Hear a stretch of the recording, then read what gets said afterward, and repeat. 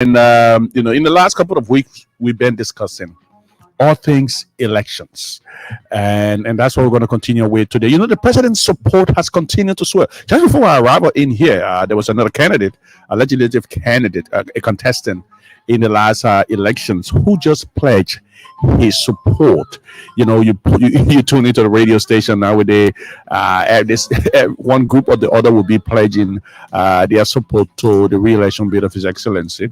There's going to be a massive endorsement today. In that regard, we're going to talk about it later during the course of the conversation.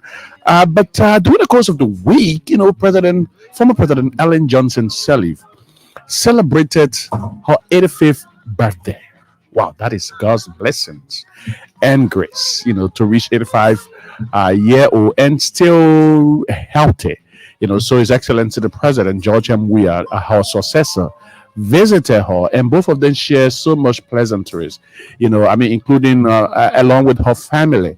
This is the day that we yearn for in Liberia, that current presidents and previous presidents, can share pleasantries and camaraderie and make jokes and have fun, and talk to one another, visit rather than hunting, each other. So that is the day. They are both Democrats. President Ellen Johnson Sirleaf, was a Democratic leader. President George M. Weah has been a Democratic leader. They have both, and President Weah has continuously accorded courtesy.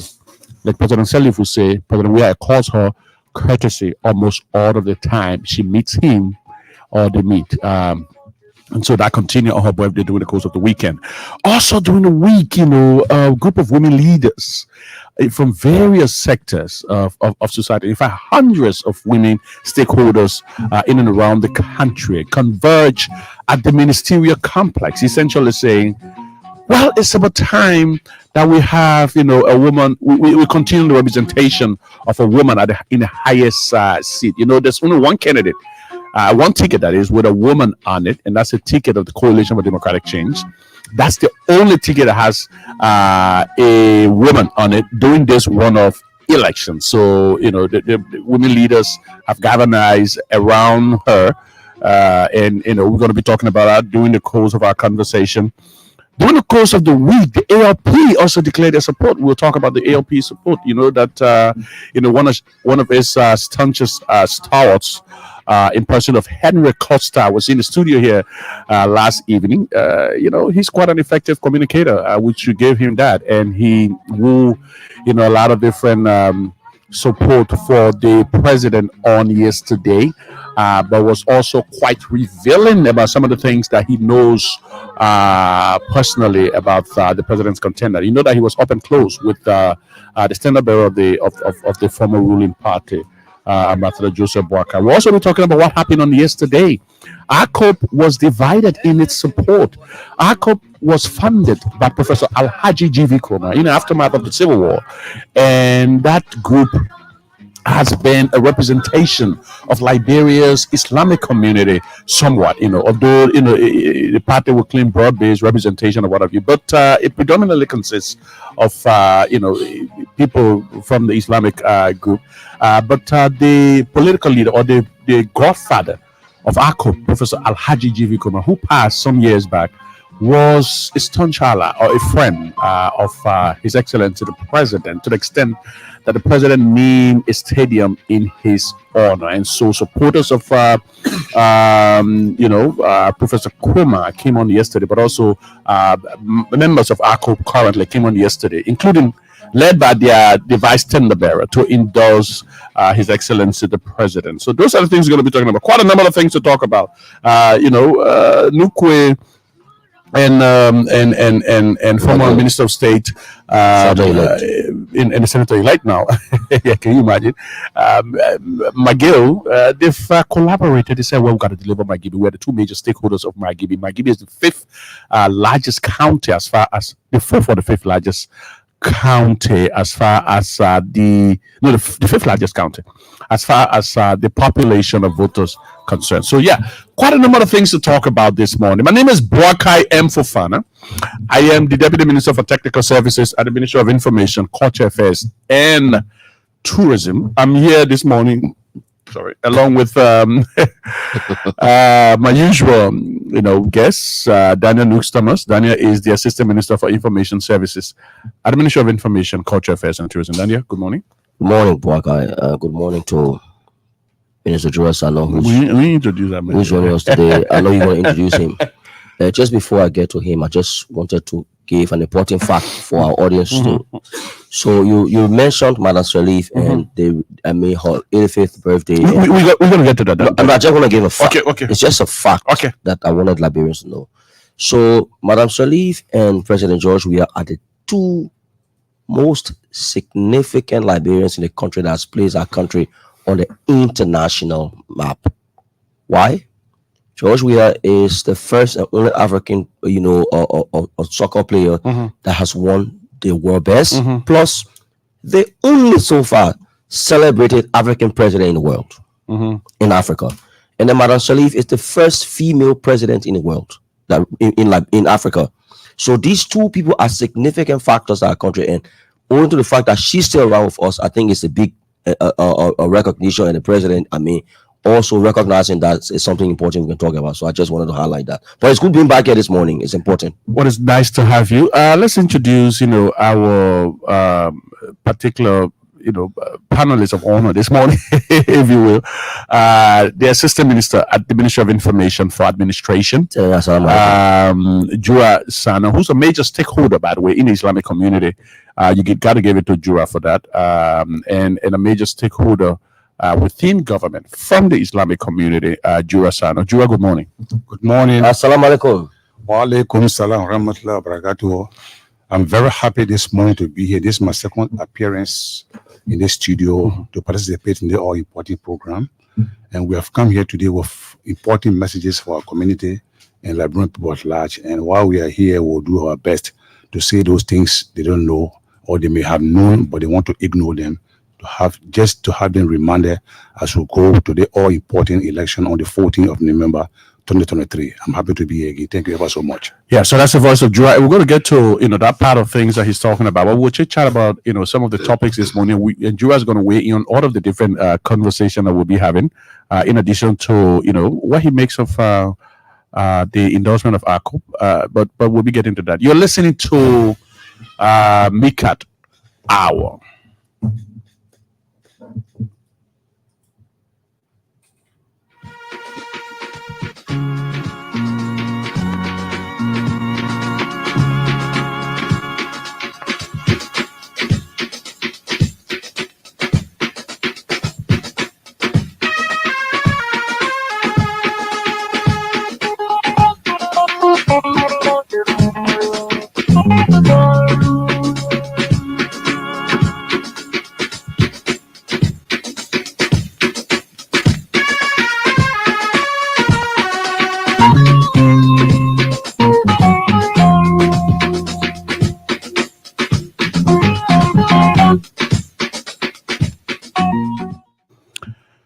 Welcome back to Micat.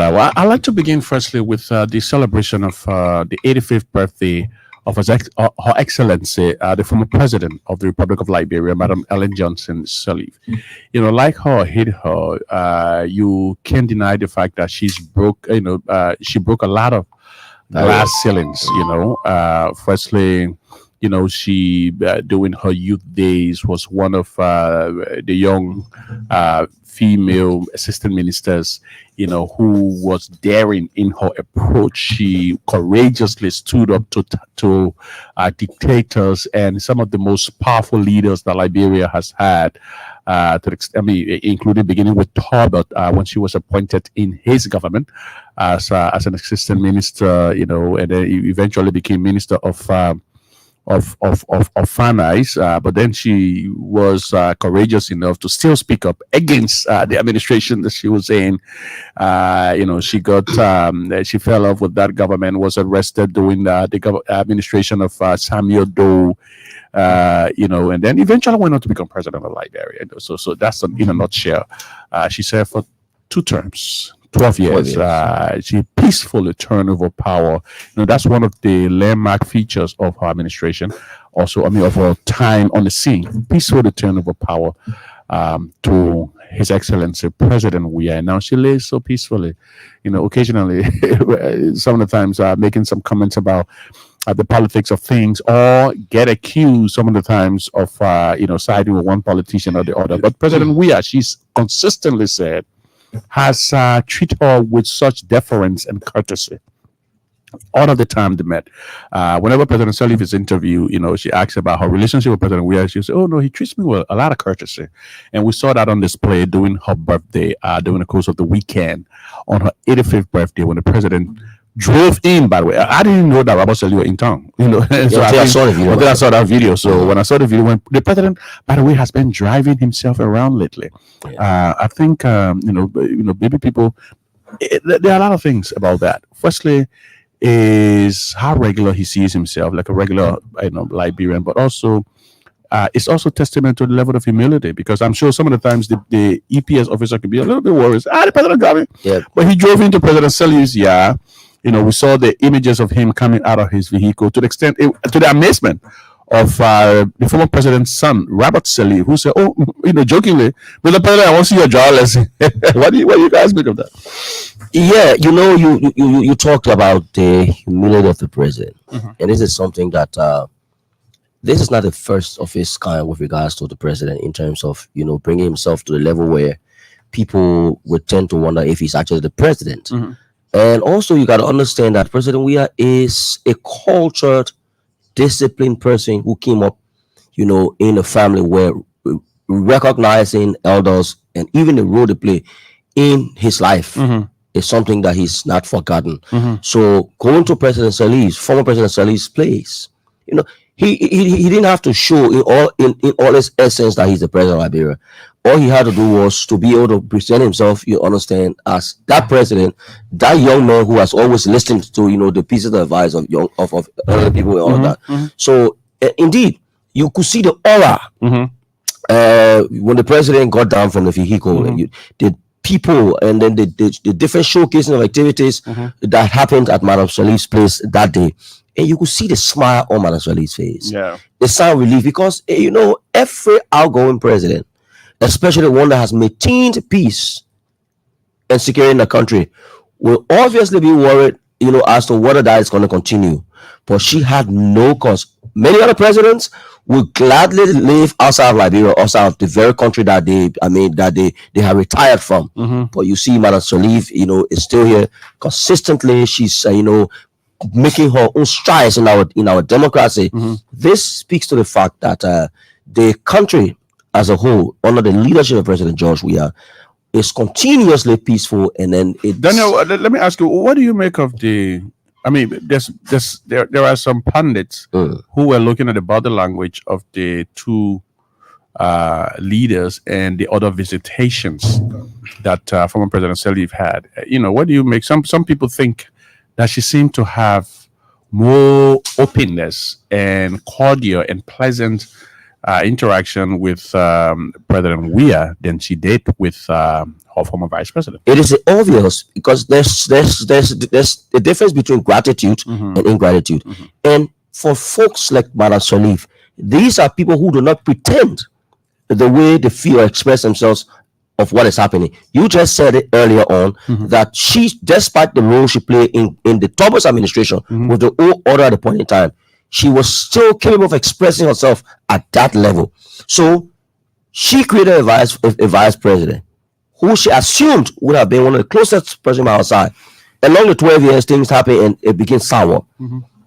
George Weah was in opposition, but he was one person who had always listened. 2005, when elections didn't go the CDC way, everybody thought that the country would have come to his knees. Yeah. He said, "No, we want peace." 2011, similarly. So this is a man. So she's between two persons. One that is grateful and has expressed a high level of gratitude, and another who believes that what she had held on to, it is his birthright. It has shown ingratitude. So Madam Sirleaf, she will embrace the audience. She will say, "Look, thank you for coming," all of that. But if you look at the facial expression and then even the exchanges between the two different sects of people, you realize that Madam Sirleaf is more comfortable, even being alone in the room with President Weah, as compared to former Vice President Joseph Boakai. It's just obvious. Julia, what do you make? of it? You know, in the first place, all of us that live in this country, that from this country, will not be surprised to see how humble President Weah has been since he took over as president. And before he came over as president, he has been very humble. He did something a few months ago when he went to Benson Street Mosque to ask the Muslims of Liberia the word to pray for Liberia as NEC had declared campaign to open a day earlier. From the Benson Street Mosque, he drove to Benson Street to get Making Street where we have Muslim Congress. And once attended Muslim Congress, there is an elderly man called Omer Siddiqui. All of us that went through the walls of that Congress know the man who they call Omer Siddiqui. The president asked Habib Sharif, from here, have me reminded, I'm going to speak to my old man, my father. He drove from Benson Street Mosque and went down Making Street and met Omer Siddiqui, who could hardly walk because he had back. He's in his late 70s, I'm sure. He went, he stood by the old man, they sat down, they talked. He held the old man's hand, they went in one of the classrooms. Only 2 of them went in that classroom. No security man followed them. They locked the door and spoke for like between 1 to 5 minutes. What they discussed there, I don't got any detail on it. But for the fact that this president thought of a gatekeeper at Muslim Congress. Exactly. And one day, Omer Siddiqui was a gatekeeper. He remains, even though he's old now, but he lives on the campus. There's a room there. He lives on the campus. President Weah drove. The old man was amused.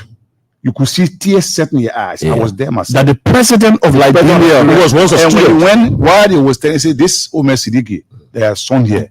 Omer Siddiqui got up. He could hardly stand up because he got back pain. The president helped him. He walked him, sat down. He sat down. The president is standing over him. They talk like almost between 1 to 5 minutes.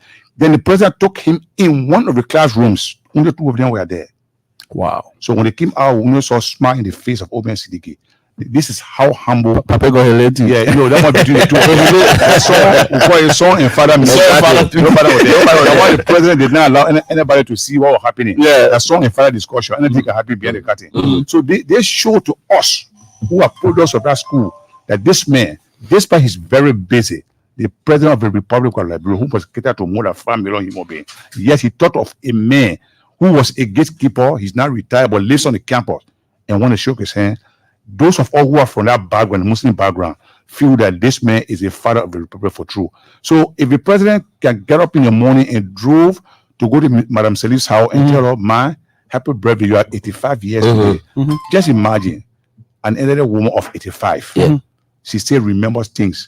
She still speaks. She still walks alone. And let's say something. President Salif. Okay, go ahead. And because the president drove after 1 p.m. to go and speak to the old man, other people follow suit. It's true. And 5 years ago, I don't remember Omer Boake going to the home of Madam Salif.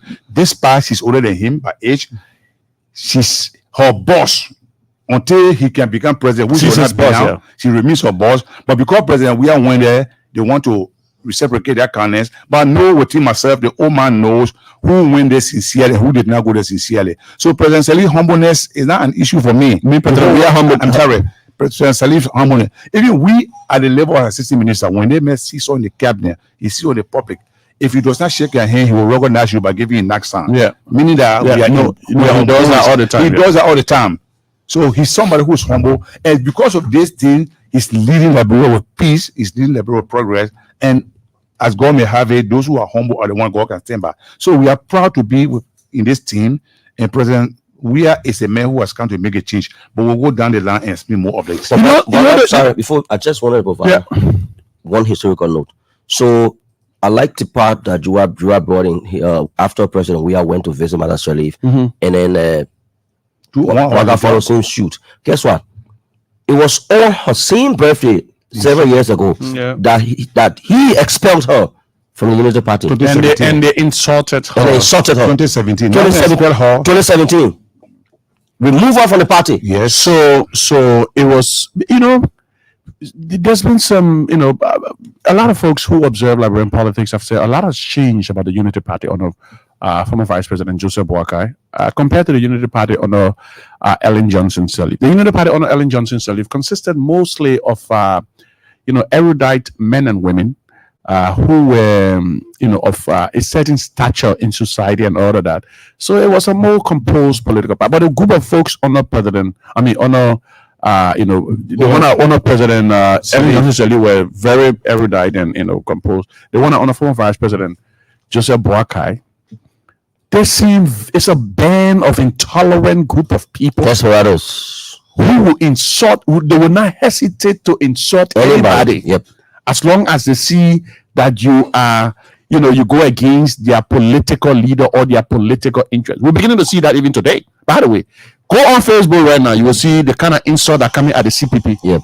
Whereas on yesterday, when some other people, a fraction of the All Liberian Coalition Party was endorsing the Unity Party, nobody insulted. No. Oh, I mean, during that moment, they hailed Lucini Kamara. Yeah. He's X, Y, and Z. But I bet if Lucini Kamara was going against the Unity Party, he would have come under the same barrage and onslaught of insults that we're beginning to see, today. So that's exactly what happened in 2017 when it was perceived, because there's no, half fight to back that.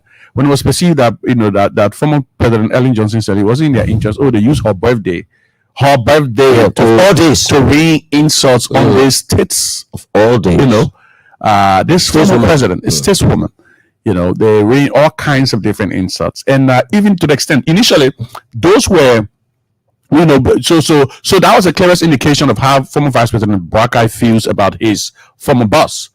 But then we got it clear. If you had any doubt, everything was clear up when he appeared a couple of months ago on Truth FM.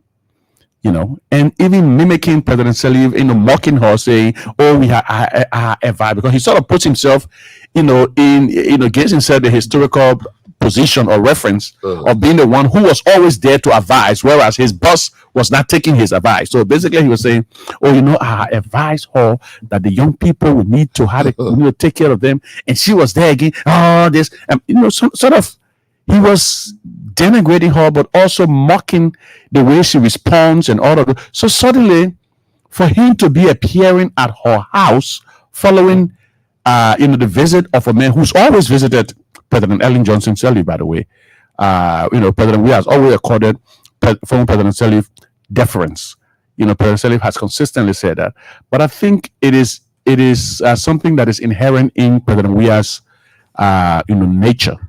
Those people that were born in Liberia within the 70s and, maybe 60s and in all of that, if you really had a cultured upbringing, whether I see it more pronounced with people of the Islamic faith, but I also see it also around, for instance, people of the Islamic faith when you're eating, and, the young folks are eating. Can't touch a meat food. Firstly, you got to hold the pan. Yeah. Let me come. They will hold the pan when they were eating. When we were growing up, when we were growing up, once you sit with our parents to eat, you use your left hand to hold the pan. Hold the pan. Where the food is, you use your right hand to eat.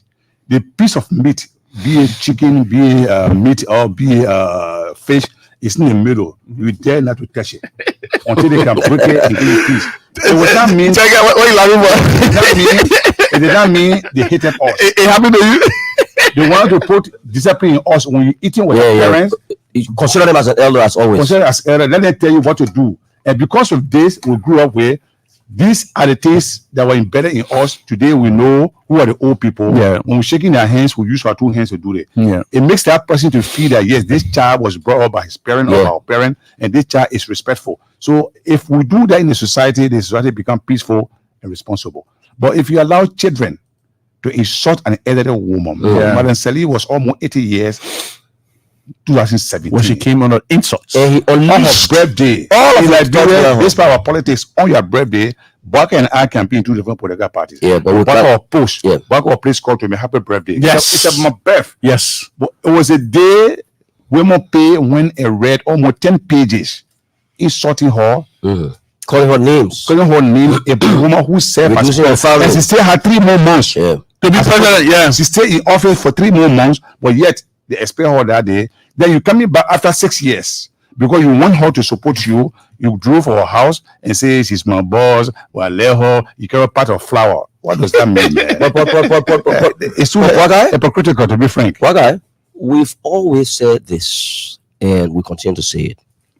You see, if you look at the two historical journeys of Madam Sirleaf and Vice President Joseph Boakai, you come to realize that both of them had equal opportunities at that point in time on their own generation. But one person utilized their opportunity for the greater good of other people, while the other was very acutely chauvinistic. And because of that, usually, like, if you are a bright-minded person, your heart will always attract. That's why people say, if you always have a good in your heart, you attract goodness. It is difficult to attract evil when you always have that kind of good nature.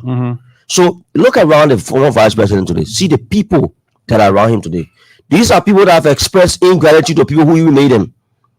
Because the person who is their leader is consistently expressing ingratitude for even many of the good deeds that's been done for him at the point in time. So I didn't expect, in fact, what was even beautiful was Madam Sirleaf gave him the audience. Okay, many persons will have, they don't. I mean, she won't care, because somebody will go to the USA and stand before the very town hall people that Madam Sirleaf will go and meet and say, when I become president of Liberia, one of the first things I want to work on is to ensure that Ellen is sticking to the war crime code for the atrocity she could create in Liberia. And you are not even there yet. And the people were like, wow. Before you can get back to Liberia, they informed the president. And she listened. I mean, what a wow. So to see this former vice president going the way he's going now, and to even muster that courage to go before Madam Sirleaf, to go wish her happy birthday, all we know is that it is politically motivated. His only interest is just to get her ears. But unfortunately, I don't believe she's even looking at the direction. Okay, guys, let's move on. But I just wanted to point out also that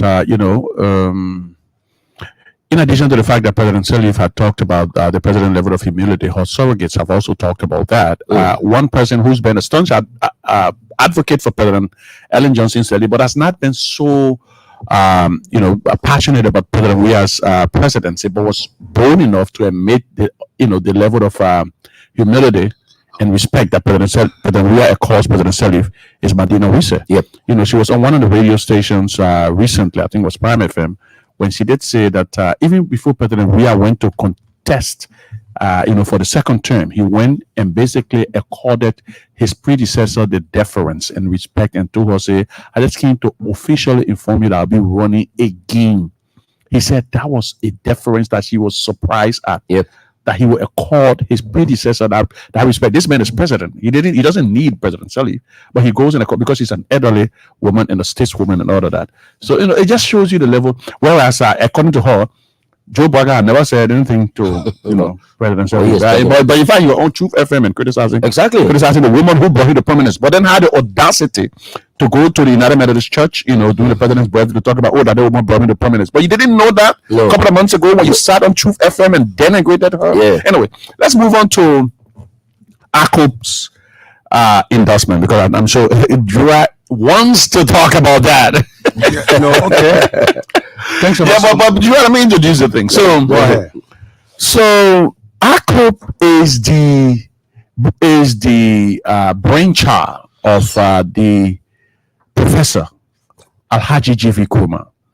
So Professor Kurma had an imprint on Liberian politics. He was the leader of the United Liberation Movement. It was,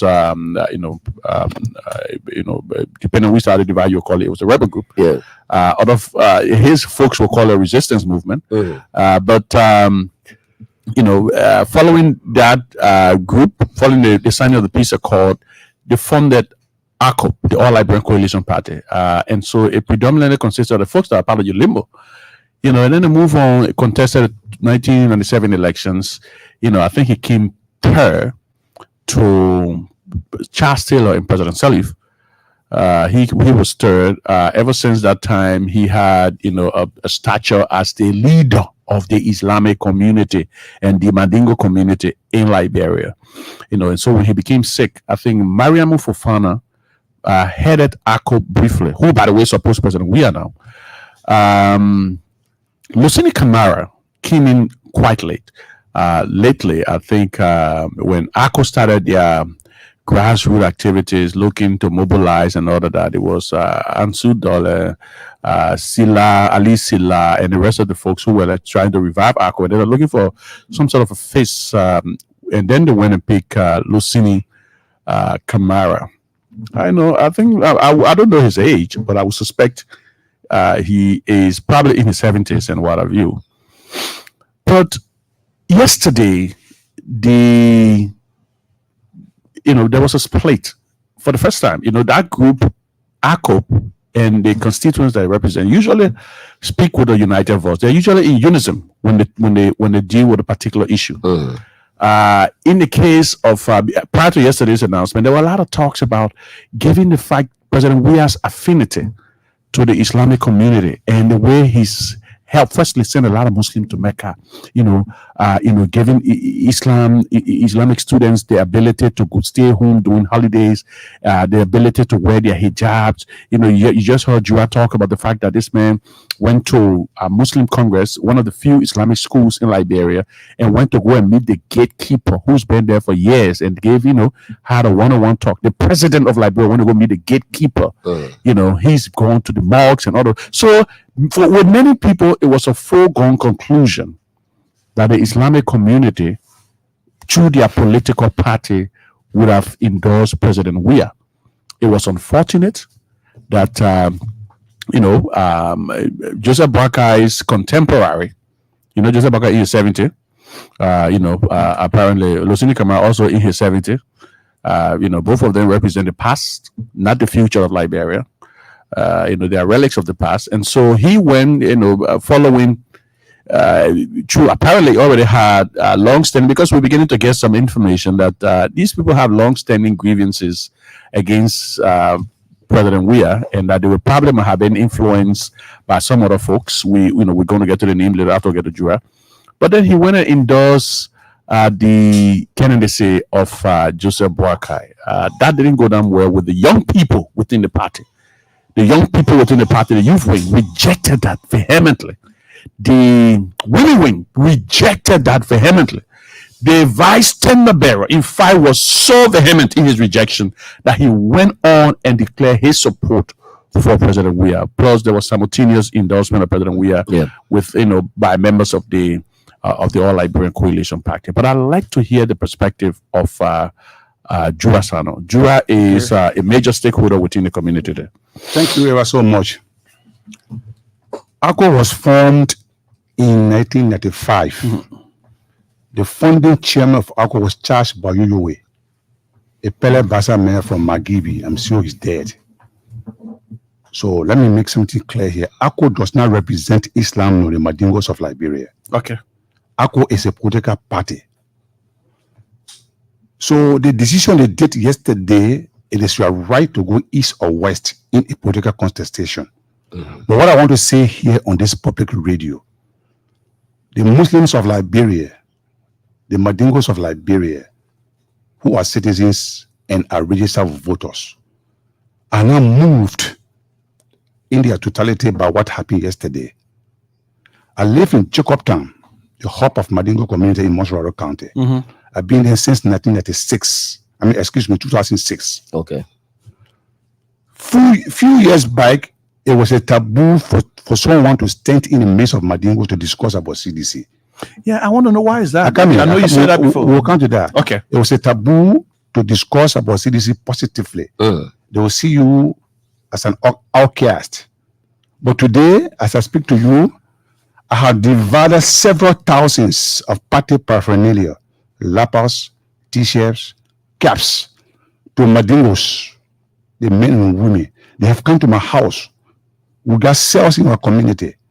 So 3 or 4 years ago, what was unseeable is not happening. You know the reason why, guy? Because our people were misled. They was not told the truth. We are telling them who is President George M. Weah. We are telling them what he stands for, what he has done and continues to do for us as Muslims and Liberians in general. So as a result, like you, Bwake Fofana, Deputy Minister of Information, Cultural Affairs and Tourism, a Madin woman from Kwaduboni, Seku Kalasko Damaro, a young boy from Magibi County, myself, and 30 or 35 or more. I can name them on. And he did not only give her the job, he sees us as permanent members of the community and citizens of Liberia. He has stood by us. So for this reason, our number as members of CDC is growing on a day-to-day basis.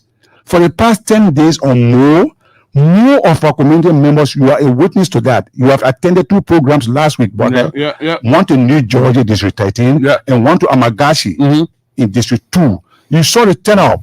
And one group does not attend 2 programs. No, not at all. Every time you see a group here, that group remains there, another group will come out today. Like yesterday again, while the ACO had their launch or their endorsement for Omer Boakai, we also had series of endorsements for ACO Vice Standing Bureau, including hundreds, if not thousands, of followers of Matthew Dabolo, the former the running mate. Another one was done opposite Amagashi. Musa A. Sharif, the defeated candidate who also joined us, is someone who carries a large number of our community.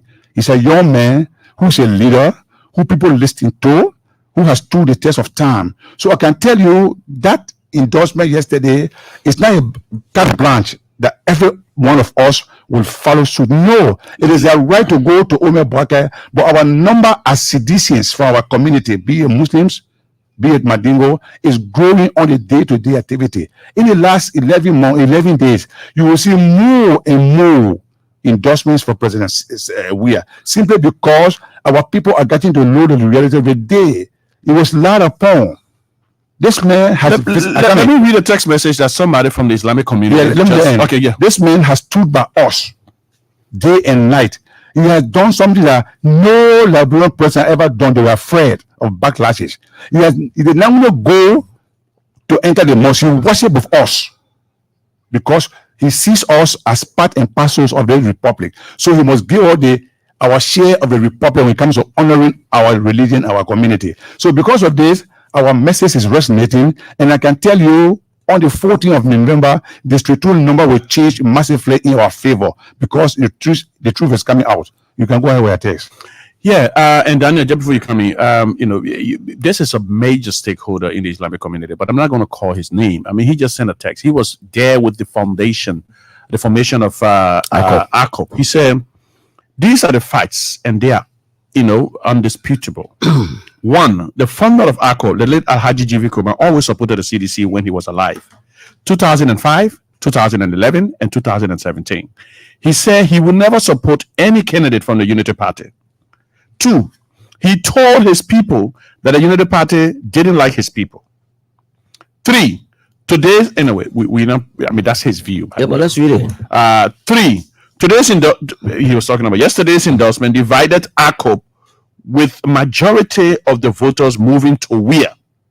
4, right now there's a huge split within ACOP, with those adhering to Kuman's philosophy leaning towards President Weah. 5, an elderly ACOP partisan said to me yesterday at the endorsement ceremony that he had a dream about Kuman being very angry in his grave because of the choice of the people, the choice of some of the people of his party. 6, an overwhelming majority of the people of those who went to Boakai were never. Okay, let me read that again. 6, an overwhelming majority of the people who went to former Vice President Joseph Boakai were never with Alhaji G.V. Kuma when ACO was founded. Yep. Lastly, those who endorsed Boakai went to UP with an empty ACO, while the main substance of the party went to Weah. That's just the reality. That's what he says. So you see, Boakai, like I said yesterday when Costa and I was sharing the platform before he came in, what I've seen regarding the ACOP's endorsement for Boakai lacks a contextual historical understanding of the relationship between ACOP Vice President Bouaka and George Weah. Let me ask you a question in the most recent occurrence. A year or so ago, a good number of our young Islamic sisters and brothers died in a fire outbreak. Remember Bouaka? Mm-hmm. Joseph, I remember that, yeah. Joseph Bouaka wanted to become president, but he never identified with the family. He never identified with the Muslim community. He was the president who took that initiative. Most recently in Maryland County, similar, even while the so-called rescue was going through the southeast, there was a building that collapsed, and several Muslim brothers and sisters died in that building. It was the president who recognized. You see, in order to understand that the decision of the leadership of ACO, especially the Standard Bearer, was sentimentalized, you got to look at the role the young people play. Today, we are in a 21st century technologically driven dispensation. A dispensation that exposes real time the happiness, be it good or bad. These young people have sat for the first time as Islamic brothers and sisters, as members of ACO, and seen the level of work that's being done by this president, contrary to a former vice president who went to Foya and said to the church, the Baptist church in Foya, that I'm happy that the church is open here in Foya that is reducing or have affected the spread of Islam. This is the man that Lucini Kamara is giving the franchise of his Islamic brothers and sisters to. This is the man who, on a sentiment, he believed will look at the plights of our brothers and sisters.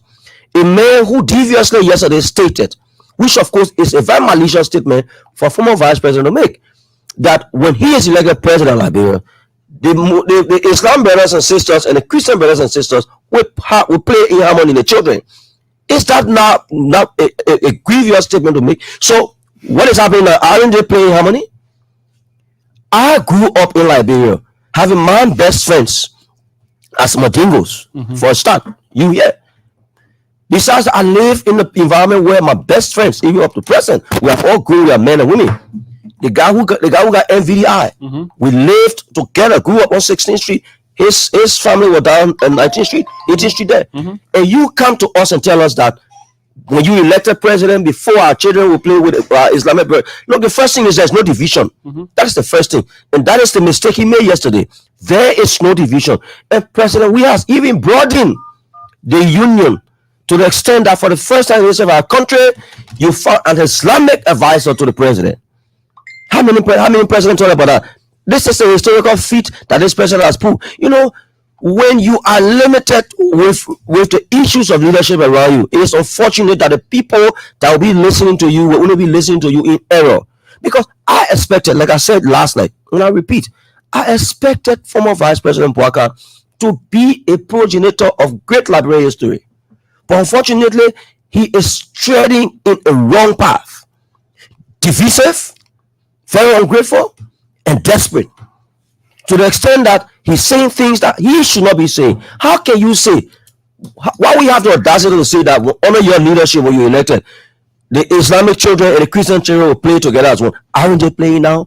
Look at the schools. Do you know how many schools that has got Muslim children and got Christian children going to attending school together? The religiosity that has been tolerated. And you come today to say this. So you see, the decision of ACO, I am not from that background, but I have known the latest man, Alaji GV Goma. Part of this ERBC we're sitting here today, he played a major role. He advocated at a point in time for staffers here. When there was time when the salary, in fact, he brought issue allowances here for staffers at ERBC here. So this is somebody who had gone beyond the ills of this religious intolerance and was one of the statesmen who promoted. That's why you see when you just listen, Alaji Kumar supported CDC. He said because we are growing up as a young man was always peaceful. We are went to Element Scarborough. He went to Worcester. He went to Muslim Congress. It shows you his level, of mixture with a different set of people. And today it has been expressed in his leadership. So Vice President Bouaka got to be careful how he tried to broaden his quest for the presidency. We don't need to devour people anymore. Joel, what my colleague is saying is this. This is a caution I've always given to my people, and let me repeat this morning. In the present UP headed by Ome Bouakai, if our people from our community intend to support Ome Boaka, let them name me one or two prominent Liberian Madingos. That him. One or two, when Ome Boaka is standing on the podium to address the people who support him. Where is the Mamadi or the Seku that can stand by him on the podium? So if you join a man like that who has not recognized your presence, who has not respected you, he has never become president yet, he already sidelined you and considered you to be a second-class citizen.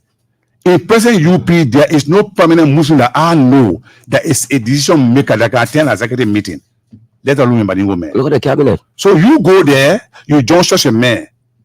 God forbid, if this man is elected, who do you go through, quote unquote, with a CV to be appointed? You are not considered by him. You get job. You are not considered by him. But unlike President Weah, he's surrounded by us. Yep. I repeat, he's surrounded by us. Yes. He gets in touch with us. Yep. He asks us for way or to add to his thinking. But unlike the present UP, I don't know that person. And the UP was formed by our old man, Edward B. Cassidy, though he was not a Muslim man, but a prominent Madingo man. That the UP today, you can't hear any Mamadi or Seku when they are making a release. The Secretary General, the Chairman, the campaign spokesperson, you name the rest. I have not seen a release from UP under Joe Baka, Samba, Mamadi Kamara, or Seku Sano. Why? Are we not competent to be there? No. Or you just a voter, but you can't be decision maker? No, but Bromsky said the same thing. He said, man, it's trouble. Just a voter? This is the caution I give to members of my community, and none has come and answered me that name this person who is an integral part of the party that you think you can join to win and take over Liberia. Where do you stand? Unlike us, this man, from the first campaign to the second campaign, he has never gone around the mosque, let alone to enter it. Oh, okay. He went to Banga, he visited churches. Never visited the I'm mosque. not being discriminatory, but be very bold and objective. We are part of this republic. He never went to the mosque. Every country he went to, he never went around. And then he wants to be a leader. He went to Ganta, where I was born in Nimba. Our post sat at the veranda of the mosque. Joe Baker coming here. He visited several churches during the campaign, the first round. He never went there. He came back to Monrovia. This man who does not recognize you, he does not value you. Why waste your time behind him? So we are telling them, come to us if you believe in us that we have not misled you, we have not betrayed you. We stood the test of time. So our campaign messages now are resonating. As I told you, my younger brother, Kalasco, Mamesi Kaba, Idris Belete, Ayuba Fofana, Sekou Kole, Abubakar Ba, this guy, Morris Sako, Vafle Dole, Bakar Fofana. I will go on and on and on. We are not just members of the party, but we are part of the government. He recognizes us. You know how many of our brothers who have got the power to import gas in the country in the last 5 years? Yeah, which was not even like in the name of Amadou Sheri, known as Mayuba, his company name. Exactly. Baka Sheri, known as Boni. Exactly. These guys fought and failed to get power to import oil when in fact they had the money, but they were denied. But this time around, During the last 12 years. But this time around, the president opened up to them. That's why today the gas price is stable. Because you have more people who are importing gas. Exactly. As I speak now, the second and the biggest, even more than Semenco, Futas cement company is about to be unveiled. Since 1965, Una Semenco be here. Other people try to count the stubborn previous government. Joe will say, under my leadership, what you're able to do it once you go through the requisite requirement. So Semenco and Futa is about to open the biggest. They are already importing their manufacturing, but they're about to open the biggest cement factory, even more than Semenco, under this administration. And Futa is owned and operated by majority of them are Liberian fullers. There's no discrimination against them. Yep. They see themselves now as part of this republic. That's what John Weah does. And this is the kind of man or one of our people to follow, to re-elect him, so the respect we deserve, he can continue to give it to us. Just to add up. Thank you, Mr. Tom. Yes. Wow. That was powerful. That was powerful. Let's open the lines. That's, by the way, if you're wondering, that's the voice of Jura Sano, Assistant Minister of Information, Culture Affairs, and Tourism. I'm not going to say anything more than that. A prominent Madingo from Liberia and a Muslim who supports President Weah. The man who run the administrative affairs of the ministry. You got it. We're here for the day. You ready for a question? We'll talk. 088 or 0. No. Okay, the other line is bad. Call us on 086 561 537. 086561537 or 0770-728-893. Those are the numbers you can call us on the morning. Musa Kone is on the line, the deputy director at LACRA. Musa, good morning. Good morning. Yeah, what's up? You must be moved this morning. I say you must be really moved this morning. Definitely so. I am moved, and even more that I am also disappointed by the decision of some members. I will not say ACO, some members of ACO. But I'm sorry if I'm going to be offensive, but let's be very clear that the group of Mandingo people who are taking decision on behalf of ACO are not people from ACO. For example, and I can call names, hundreds of names. Alaji Amanu, the Duke of Pape, people Joao know a phone. I know anybody just sleeping a little bit. Okay. Alura Sano, he had never ever supported anything that had to do with George Weah. 2005, they funded the Mandingo caucus and opposed the presidency of President George Weah. They have been like that because they ACO had little get together and thanks to Brother Silla. They all rallied and came with that same angle that George Weah should not be given the second term. ACO is, and there where I'm going to disagree with Big Brother Joel. ACO is a Mandingo party, but we want to see if you are a Mandingo supporting a side that Prince Johnson is on, is at your own detriment. If you know the reason why you have problem or have problem in Nimba, is the same Prince Johnson. Because no, it cannot be because of any reason that you as a Muslim should not vote for George Weah. Even if we're looking at it at the Muslim way, there's something called jihad. George Weah is fighting jihad. In which way, if I have the time? George Weah is the only president in the history of this country that have recognized the existence of Muslims. Only honor his administration that Muslim in government, whether civil servant, whether you are a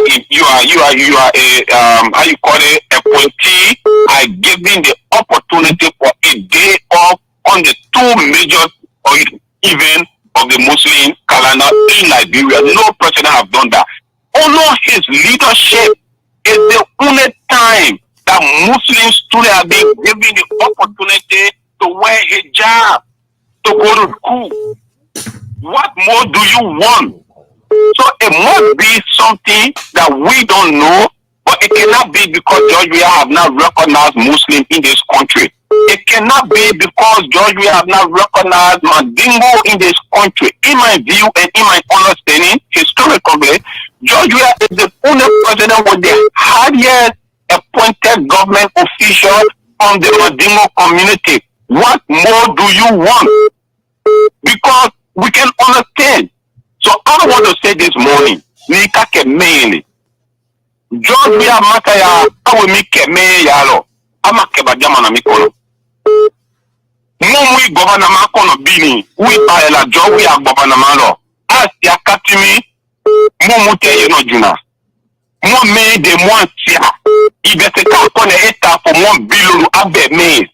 Mwen mine Kolabi Utu.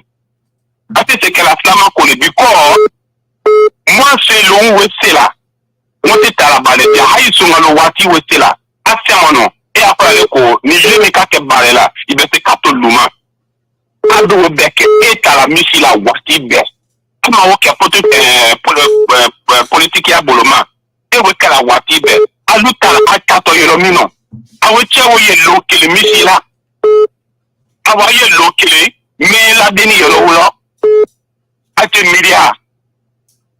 Okay. I media. Thank you. Thank you. That's that's Musa Kone. We're gonna announce the numbers again. Call us on 080-514-096 or 728-893. Jura going to receive the call. If you're a permanent member of the Islamic community and want to participate on the program, call us on Jura's number. Jura, please announce your number. My number is 0776 365839. 0776 365839. That is my number. Good morning. Good morning. Good morning. Yeah, good morning. Good morning. Hello? Yeah, go ahead. Yeah, this is Mohammed Ibrahim from Lafi Highway. Yeah, Mohammed, go ahead. Yeah, to be fair, Mr. Professor, since I was born, is today I know that somebody can help me. Can you imagine Apple went indoors to the party? Imagine that. Can you imagine that I will see between Jawia and Baka, who is more closer to the music community? Go ahead. You gotta cut the receiver off in the background, the radio off. It's ready to service. Yeah, but I'm there. I'm a receiver. I'm far away. Yeah, walk away some more and talk. Continue. Okay, so like I was saying, a team was letting a lot to see Apple, endorsing the party. But anyway, that made I did that wouldn't hear look good. Not following. Thank you. Thank you. Jura, we got a caller, right? What are last speaker? People don't ask speaker. Your name begin?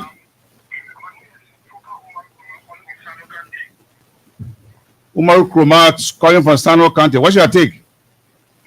No, but we're not hearing that caller. Okay. What all the men saying, that's true. When someone recognize you, you should recognize the person. Someone who always come in the Mandingo community and love Muslim. In Liberia history, I wasn't born from 1847, but for now, what I was there, from past history, what Doria has done for the Mandingo community, no other person has done that for the Mandingo community. Today, you are seeing Joya, although you're a Muslim conqueror, but he still has that belief and love for the Mandingos. But, come on, me as a man for them. Yeah, for. Come for. Me, who love your colonial, all who make a woman who take a mola.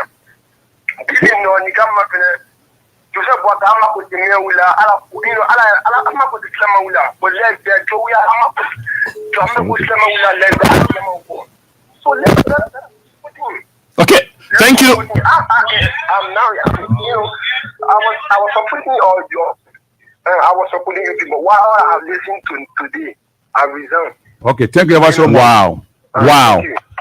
Okay, This powerful. Another call on the line. Hello? This boy said he was supporting the party, but he's not anymore. Hello? Let's talk to this caller here, Jura. Good morning. Yeah, good morning, my brother. Your name, where are you calling from?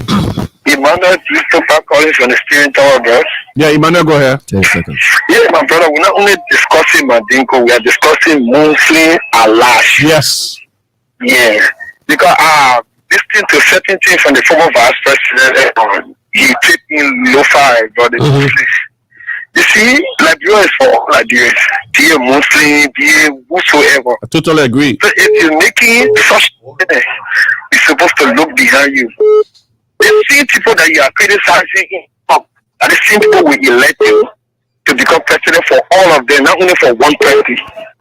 So for me, the people that make the decision in Akko, the people that make the decision in Akko, that they one will go vote. That one.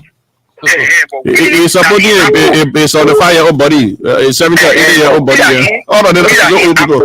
You see the picture from the seed or sitting there? Two old men. So nothing for all the hair away, my brother. All right, let's talk to this other caller here. Okay. I'm Kanye. Where are you calling from? I'm calling from Kingsville, Monrovia, Liberia. Go ahead, sir. Calling the statement public measure. And I'm going back to myself. Who, Papi? Lord, Joseph Boga. Yes. You see how so Christian and Muslim working together. You know how Christian and Muslim they're working together? Say 1847. That say 1847. Muslim and Christian they're working together. And now you want to say Muslim, Christian, and Muslim working together. That's true. That's true. And they can play on people's emotions. Yeah, intelligence, brother. Start running the campaign. One thing you have to the Muslim community.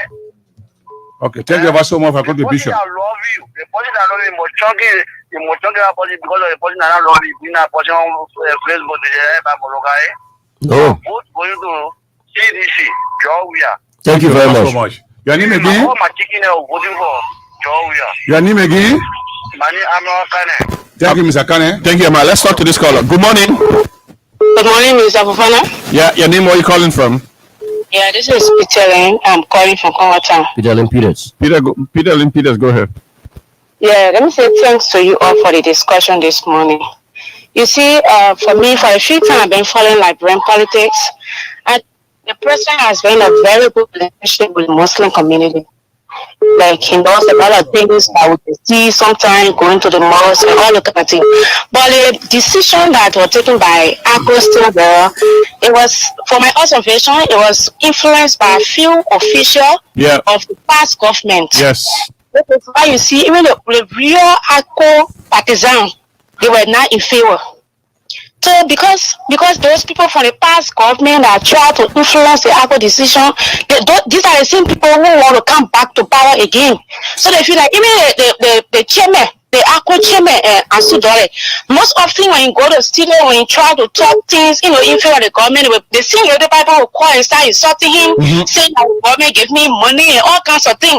So to say today that ACO endorse a United Party is somehow surprising, but that's how it is because they're not ACO. That the standard bearer is done. Or the youth wing, the women wing, or the vice standard bearer. The majority member of the party disagree with him. But the most security advisor left him. Even the security advisor left him. So you see that means that this decision was influenced, like I said, by some past government official of the United Party. But we know that the president will be re-elected. This is why we are working day and night, making sure, talking to people that the president should be re-elected because this country that we live in, Liberia, is the only place that we cannot be deported from. Today we have peace and stability because of President. We have free Wall Street because of him. We have free university because of the president. So we want to continue those things. This is why we're re-electing for the second term. Thank you. Okay, Jura, go ahead. Hello. Hello. Hello. Hello. What's your name, please? Morning. How you doing, my brother? What's your name? My name is Bangari Kene. I'm calling for station number 2. Station number 2, Jacobtown. You go all around Jacobtown. That thing yesterday, what I go to there that I want to do it. Then I would have never said that I would listen to come and family on board the party. But most of them go for the review. We did not go for CDC. We continue to go for CDC. This will go for second round. So I think what the family issue was doing. Not a family issue. Thank you ever so much. Thank you ever so much. Let's talk to this caller. Good morning. Good morning, Boga. How you doing? We're doing well. Anybody you calling from? This is Edmond Carr. We don't have a say for the re-election of president. We are your blind friend. Hey, Edmond, what's up? Edmond, how are you? Yeah, not bad. This is the first time that, we've been fighting politics around here anyway. This is the first time to see an endorsement going on, and then you have 3 different groups simultaneously going on. Can you imagine? I know the party don't see those things. You have the concern and the former professional endorsing at the some of the second era. Then you have the vice standard bearer around the corner hotel. Then you have, let's look at the other endorsement that comes from Gonglo. Since when he did that endorsement, have you heard anything from Gonglo? No. I love the radio. No, not at all. Gonglo that love the radio. As we speak, the entire chapter, besides Gonglo that was supporting Black, they are running campaign for CDC in Lima County. So this is just clear that the Liberian people want opportunity because for what we are seeing these guys doing. If they come on board, we'll be fighting against everything. You'll be fighting against Ellen Johnson Sally. You'll be fighting against George Weah, his governmental official, and we that support him. They'll be fighting to destroy his legacy.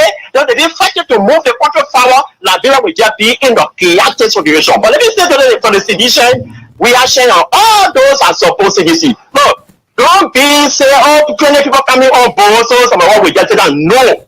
Wake up early in the morning. We want a huge number the same way. Yep. We want you to tell us your number. And then encourage all of my visionary brothers and sisters that believe in me. If you know that send the president on board, he has made some impact in your life, which he is willing to listen to us to do more. We are encouraging you to turn out and vote. And don't carry your lecture to go help you to vote because it was all about it. Find a credible institution that you know they can do it for you, so that they can carry you and help you to mark your balance, so that we can so that we'll not be having too much or invalid vote. Please let us do so. I thank you. Thank you, brother. Wow. Thank you. You got somebody there? Yeah. The show is really interesting this morning. Yes, good morning. My name is Mo Adam and I call from District 6. Mo Adam from District 6. Yes. Go ahead. See, everything you do under this song, that somebody can come out and say, yes, this person did it. I'm a living evidence. I'm a witness. Then it means that what you say you did is true. Thank God that you guys are in the studio today admitting to what President Weah had done for this country and the Manigo people mostly at last.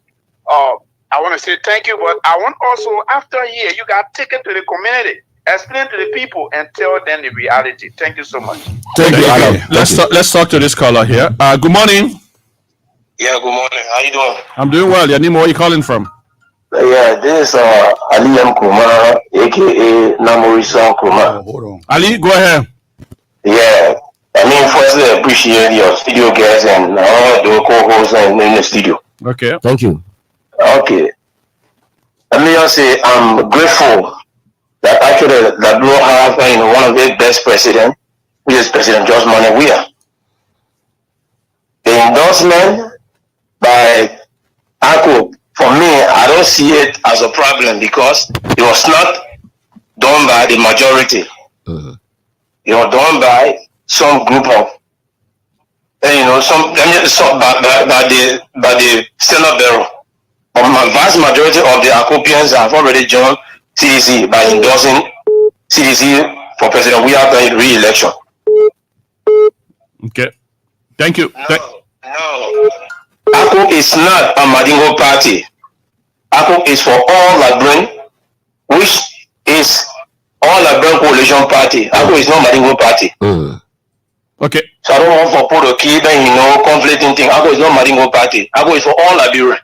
All right, thank you very That's much. why from the inception of it, the founding father, all those have been serving as a vice president, chairman, they are all been, except Ansu Dole, they are all been from different because of the tribe. Yeah. Yes, yeah. correct. That's No, all. that's true.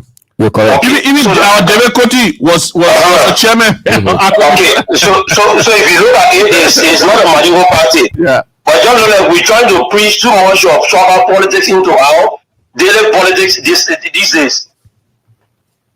So based upon that, it's creating problems into our community. So my advice to our community, let us be careful. Let us be careful for whatsoever decision that we made today. We have been there for us for the past 6 years. All right. You there? So now, Yeah. let us make a decision. We are in a critical point. Let us make a good decision that will better represent us. Thank you. Thank you. We can take 3 more calls and then get back to the discussion. Let's take the ones from Jura. Good morning. Good morning, Arufano. How are you? What's your name, please? My name is Maurice Musa Kamau and I call you from Batala Bon County. Batala Bonkate. What do you think, Batala, this morning? Who bless God, Batala School. Okay, go ahead, please. I just got to make my point, Arufano. Go ahead, sir. The endorsement made by my own uncle, Lucine Kamara, and P. for the people is not surprising.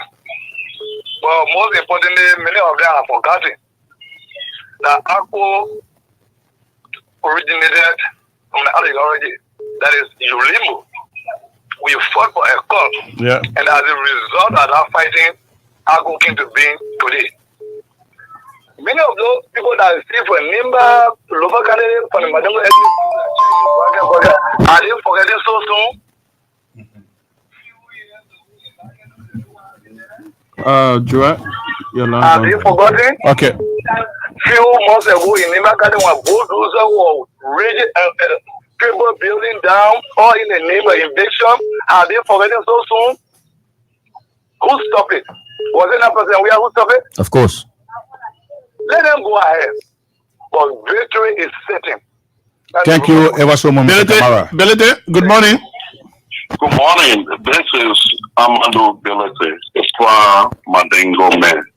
Thank you, Amadou. Morning. Well, let me say thank you for this conversation. Hold on. For some of us who are the young people, this is not surprising to us. And as a Madingo man who also works in this government, who know what this government has done, the old man made a decision that he know what he is responsible for. But all of my brothers and friends who are part of the art club are not supporting such decision because we are not going to allow anybody to divide this country.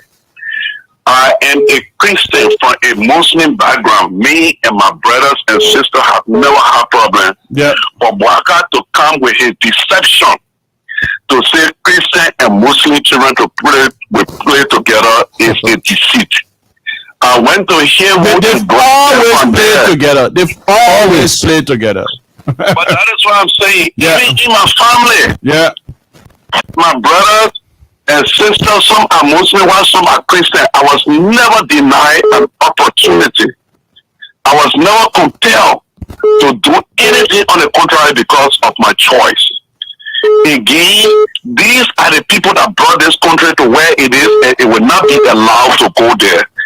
The conversation is not just on the radio. We are in the various communities, and I'm telling the series of calls that we are receiving from the people who know better. They have all agreed that is deception. It is based on personal interest and ego, and we will stand by His Excellency President Weah and make sure that he re-elected, and the country will remain on the path of moving forward and not backwards. So let me thank you, Honorable Sano. Let me thank you, Bwaka, and the other colleagues. Let us know Liberia first, Liberia now. Thank you, and have a blessed weekend. Thanks, Thank you. Belete. Thanks, Belete. Good morning. Good morning. Yeah, good morning, sir. How are you doing, Chief? I'm okay, and you? Oh, thank God. What is your name and where are you calling from? Okay, this is David Momo calling for Grand Cape Country, Bo Walla South. Yeah, Kunaye. Okay, let's go. Let me say thanks be to the Almighty God and for thanks to every one of you. Let me say the endorsement of ACO is just feed of people so we don't listen to that issue. The only thing I would like to tell my brothers and sisters is Silesians, all of them, where you see the woman, the man, woman, we should vote. This time I'm not going to campaign on vote number 2. I'm going to campaign on the man and woman. Yeah. Because I don't want somebody to say that JM, that A and B. No, I say man and woman. Yeah. Where you see the man and woman, you should vote. Anyway, you see that woman and woman, tell them that 2 Kennedy now get there. Okay. Where you see the man and woman, we should vote. Say that in VAR for 1 minute. How you can say that one in VAR for 1 minute? No, I can only say, I can say in the day because Go ahead, Mende are part of Liberia. Go ahead, 1 minute. I'm Muria Sawe. Me I don't be Nya Inoma, Tia Hindri, Upina, Uvotina. Thank you ever so much. Yaina Henry, you best you go me away, Onele, Amrungaza. Thank you very much. Thank you. Okay. Anyway, yeah, so hello. Let's get back. Okay. The line is hot. Hello? Hello, I'm hearing you. What's your name, sir? Yeah, I'm Jackson to a cover. This is ELBC, right? Correct. You're Yeah. live. Make it ours. What's your name and where you calling from? I'm calling you from Grand Gila County. Yes. But you are not on ELBC. I'm listening to the radio. Your voice is different. We are on ELBC. This is ELBC. Make it hour every Friday morning. This is ELBC. Apparently, he's not used to hearing Joa. This is ELBC. Okay, Bucket Kufana is here. There's a noon voice. Are you hearing me, right? Yeah, we hear you. We hear you. Okay, I said I'm Jackson to a carpet, and I call you from Grand Jide County, so I do say to Jackson, go ahead, Jackson. Zulu Whiskey. Zulu Whiskey. I'm the National Commission on Disability Region 3 Coordinator. I want to first of all commend and appreciate the studio guests for their decision making. For us, we expect this to happen because if you have to go into a fight and someone came from there to win, you have to be a friend to that person who won the battle. That's correct. So for the decision they make, it is prudent that all Liberians to be able and rally around this president that we're talking about today, that Josh Manawia. Let us vote the guy for the second round to see how Liberia going to be better. Because you see what happening in this country, this guy touched the whole country, the 50 counties in this country. The man have done it just first round. So if we really rally around the guy, even those who want to become and they are now one, they can join with them with all the platform that they have. They have all agreement. They have some connection, as they said to us in their platform. We know that if they join on board with President Weah, we believe that Liberia will be a better country and we will all enjoy. I'm personally living with disability. I'm speaking and I'm calling upon my brother and sister. Even if you are not a disabled person, let we all gather together and put this God there for Liberia betterment, because we are in our future already. Our children unborn to come. Thank you ever so much. Thank you. I think we can stop there now. Okay. Like what I told you, or what I told the people of Liberia, that the paradigm is teaching. I mean, I listened to that. I mean, the that was narrative is changing. Yeah. If we continue to take call the whole day will not end. Yeah. This is to show to the whole world that, in fact, the action of ACO yesterday has made the people to come on more and more. To be emboldened. I have said this. I was once a member of ACO, a founding member. Alhaji Nkrumah ran his first vice presidential candidate was a Reverend Cecilia Kofa Duo from Roma Says. We campaigned. So if anybody tells me ACO represents Islam and Madingo, I will say no. ACO is a political party like a CDC, like UP. Our mayor, how do they call him? Who mayor? The former representative of Lofa County. Which one? Derek Koti, chairman. Derek Koti was chairman. Asu Dollar is the first Muslim to serve as chairman of ACO. Yeah. So I can say this for sure. We are in the trenches. We are moving. We are telling our people what is right, what is wrong about Josh Weah. We are telling them the respect we have received from this president. We are telling them what he has done for Islam and Madingo in this country. We are telling them what he intends to do more. Just they go hard. Our people were confused. People paid their money last year, they didn't go to Makkah, over 50 plus. The president made sure more than 50% went to Makkah this year for his connection. He is the first president? No. But he's the first that have done that. Making sure in the last 5 years, over 200 to 300 Muslims have been sent by him to Makkah. To go to Makkah, you know what it means for Muslim men. Yeah. The man who does that for you, you must stand by him. When people went to Makkah, they pray for the country, they pray for the president. You know, to add up, this going election, Kwadu Boni, the only Madingo district for now in Lofa County, CDC received the highest vote, second ACO. Now ACO is now in the race. We will sweep Kwadu Boni. Yeah. CDC will sweep Kwadu Boni because of people who are from there and also who are also connected with that people. Yeah. People are already there. As I speak to you now, the sons and daughters of Kwadu Boni are there, telling their parents, here we are, we have not betrayed you, we have not lied to you, follow us. If you follow us, you stand the benefit because they are benefited immensely. Towns and villages in Kwadu Boni are electrified. School building are going on. Under UP government, a vice president came from Lofa. What did they do? Let them name him one son or daughter of Kwadu Boni that was ever recommended by Umar Baka to Madam Salih to be employed. Because they don't want to know that our big brother Anthony Cassidy policy advisor. Just policy advisor. Besides that, besides that, there was no Madingo man or Madingo woman from Kwadu Boni that ever came to me and said I was recommended by Umar Baka to work. So you come in today to tell me Muslims and Christians will play together. I would have played together before. You know, but let me state so we know what we are doing, and our people believe in us, and we will go to house, we will speak the Madingo to them. And for your information, tomorrow evening from 5 to 6 p.m. I'll be on True FM. strictly a Madingo program, to tell them what they don't know, to tell them what they have heard is not true. Once we are there, we will never betray them. Let them look at us. And John Weah will win overwhelmingly as he did in 2017, inshallah. Inshallah.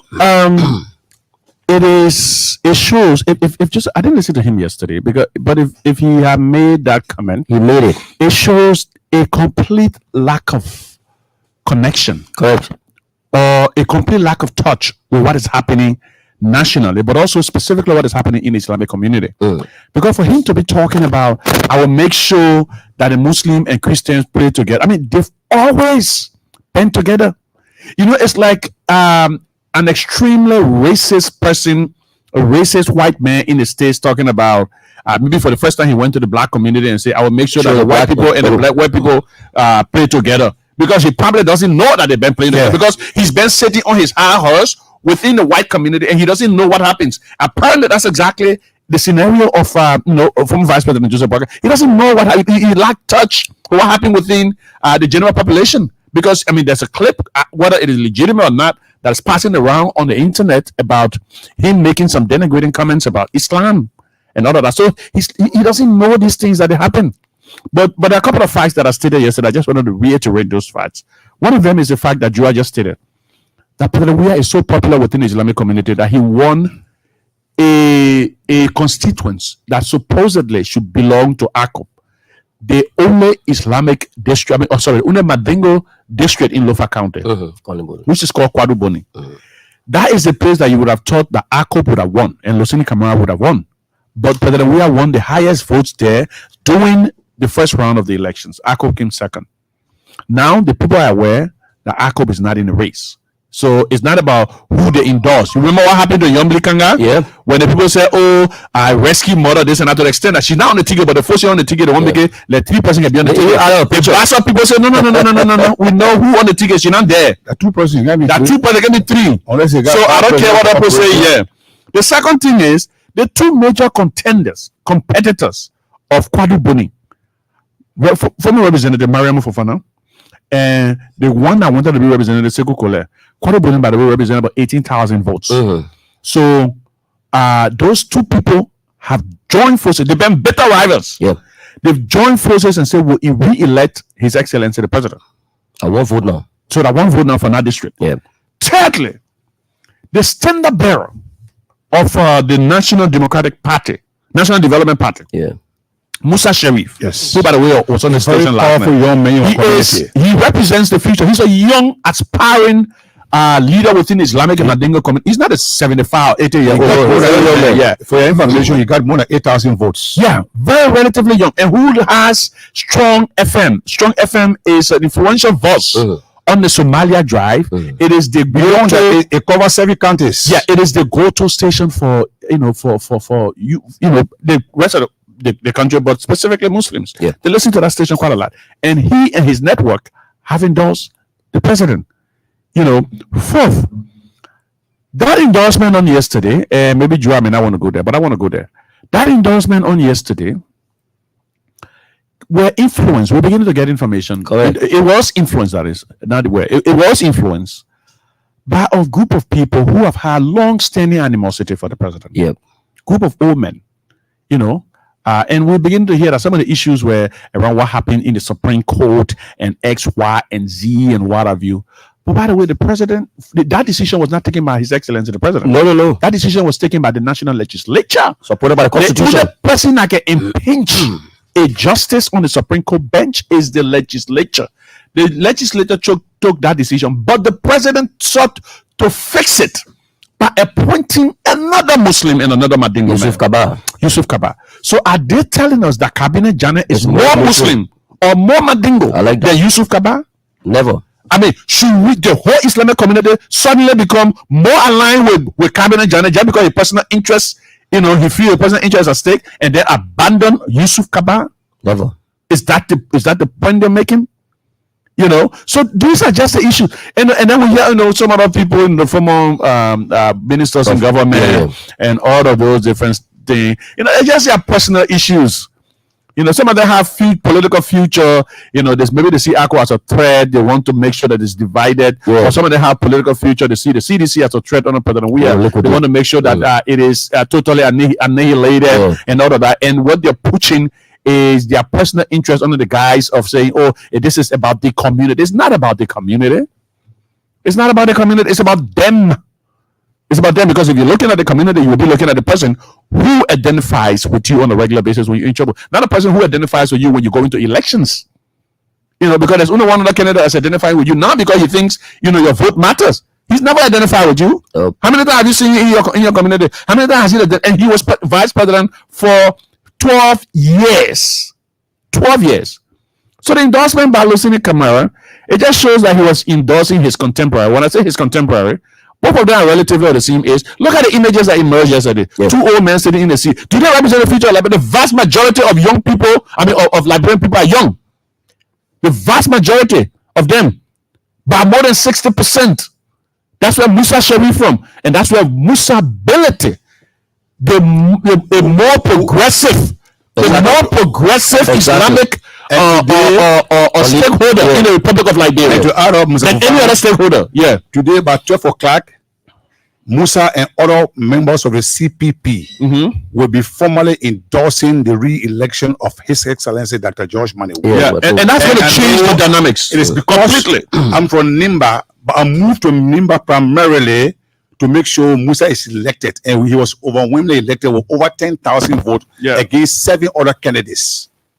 And Musa is, you know, who is he in the CPP? Of course. But 12 o'clock today, we will grace our occasion on 19th Street, the party headquarters of LP. Okay. And when Musa moves, several thousand of us can follow him, because we know. Yeah.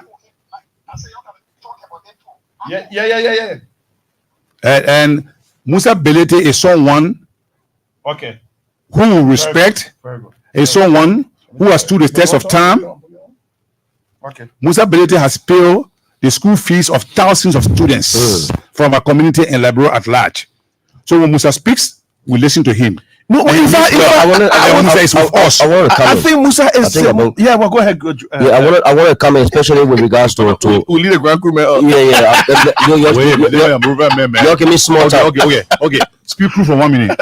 Oh, my man, I gotta speak proof. I can speak proof. My name is So let me say this. Yeah, go ahead. Musa Belede we're talking about. If you followed Musa's track records, I started to follow Musa Belede from 2005 when Madam Sharif just came into the picture. This is a man who she held him like Baka and took him along till to the end of the road. You see the difference between Musa and Baka today? Musa do not struggle to gain the kind of success that he's got today, as compared to how Baka is struggling. Baka spent 42+ years in government. This young man Musa spent less time. But see the empire he's built in Liberia because of his connection and humility to the presidency at the point in time, and the gratitude he continues to express. You know, when Bromsky says something, I always like to say this. Before they expel Madam Sharif from the party on her birthday, when the elections were coming, Madam Sharif made several recommendations to former Vice President Bouaga. Kerry Bromsky has a vice running me. Bouaga openly told Madam Sharif Bromsky na Congo man. Kerry wasn't got Finley. He openly told Madam Sharif again, Finley that just pretend to be Basama in Congo man. Comments didn't came in last. He said the same. What I'm trying to say is that this is a man who is tribalistically divisive. Okay, and it is the same thing he's bringing, you know, among our Islamic brothers. But unfortunately for him, the people are already aware. So Musa leaving from here, going to Nimba, and getting over 10,000 votes. Just imagine, among 7 other candidates. It shows clearly to you that the people know their leaders. Yes. Okay, the people know their leaders. So for Bouaga to waste his time to think about loosening, like what Bouaga said, Kamara will endorse him, and then obviously the Maningo community following him. It's a big joke because the people have been following. Even the old man himself knows. Yeah, the people have been following the activities at the Supreme Court. Let's take a call from the US. Somebody's been monitoring us from the US. Alhaji Fofana is on the line from the US. Good morning. Good morning. How you doing? We're doing well. How early is it in the States? Which part of the U.S. you calling from? I'm calling from St. Louis, Missouri. It is 4:33 here, to be exact, in the morning. How did you follow us? From here. Oh. I've been watching here. Oh, okay. Just now on my phone, so I'm right here now. I just decided to call. Okay. Go ahead. Go ahead. Make your point. Go ahead. Make your point. Okay, thank you very much for this program. And first of all, I want you guys to know that some of these were influenced by some self-star ACO members. Yep. And which, of course, we have been following from day one, from the time the second round came about. And to be specific, Cabinet Jande was the man who masterminded this, because he was one of the men that were also anti to Ahaji GV command during the Lemo days. So it's not just about the president. He was also anti the founder of ACOP. So I think Julian Sano should remember. So, Mr. Sano, if you can remember when we had the Lemo issue, we had J and K, and after that, when Ahaji Command was the mayor, everybody was looking to, he appointed Cabinet Jani to certain position, then he became his own group. Oh, wow. As everybody knows that how he is very much pompous among the Madingo people, so proud, arrogant. He feels that he is the only person that knows to read, that knows how to read and write. So this is not strange to us. He